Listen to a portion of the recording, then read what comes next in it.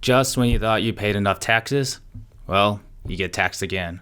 So stick around because I'll tell you what these taxes mean and how it can affect your wallet and your future home, so stay tuned.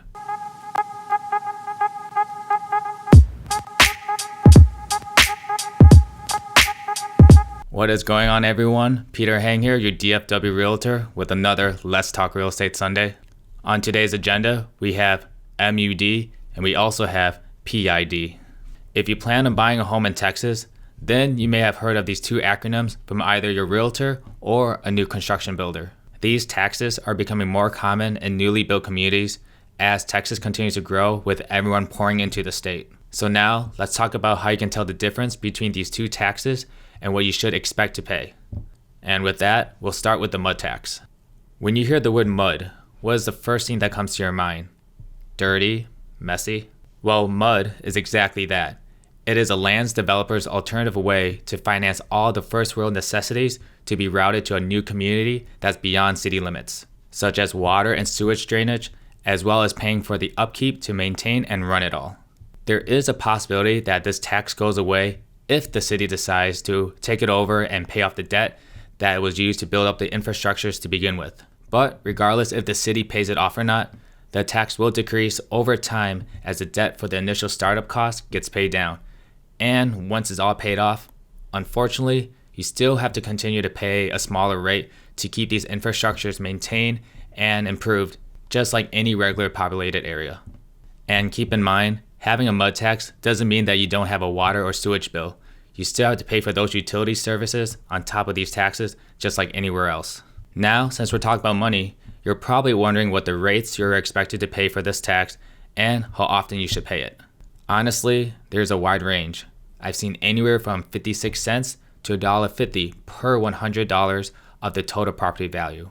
If you bought a house for $300,000 and the MUD tax rate is $1.50 per 100, that means your MUD taxes will come out to be around $4,500 for the year. And if you want to break it down further, you divide that by 12 months and it'll come out to be an additional $375 a month. Now the MUD tax is tied in with your property tax and will be combined with the list of any other itemized property related services, which means you will pay all these taxes in one lump sum on your next property tax bill. So that's all I have for MUD. Now let's talk about PIDs. So PID was created to help developers finance infrastructures in new communities such as roads, parks, and any other amenities that help attract more people and keep up the value of the community. And they may share some of the same responsibilities as a MUD. Yeah, it may get a little complicated depending on the community, but basically you can say a PID is similar to an HOA, but just on a larger scale. Some communities would even replace the HOA with the PID, but some may have both, depending how much amenities that community brings. Also, similar to the MUD, your PID amount will also be dependent on the assessed value of your home's lot. But what makes a PID different from a MUD is that a PID tax can actually be paid off and go away forever. It can either be paid off in full or be allocated into your taxes, where it will take anywhere from 20 to 40 years to pay off. And the same as the MUD, it is tied into your annual property tax. Typically, lower priced homes in a new community will have a PID, but if you don't see these taxes, then most of the time, the developer already added it into the cost of the land, which means you're probably paying for it one way or the others. So, those sneaky developers. If you ever plan on buying a PID home and you don't see yourself living in it for the next 20 years or so, then I don't recommend you paying it off in one lump sum, since it doesn't help you build the equity in your home. So use your money smarter and don't pay extra if you don't need to.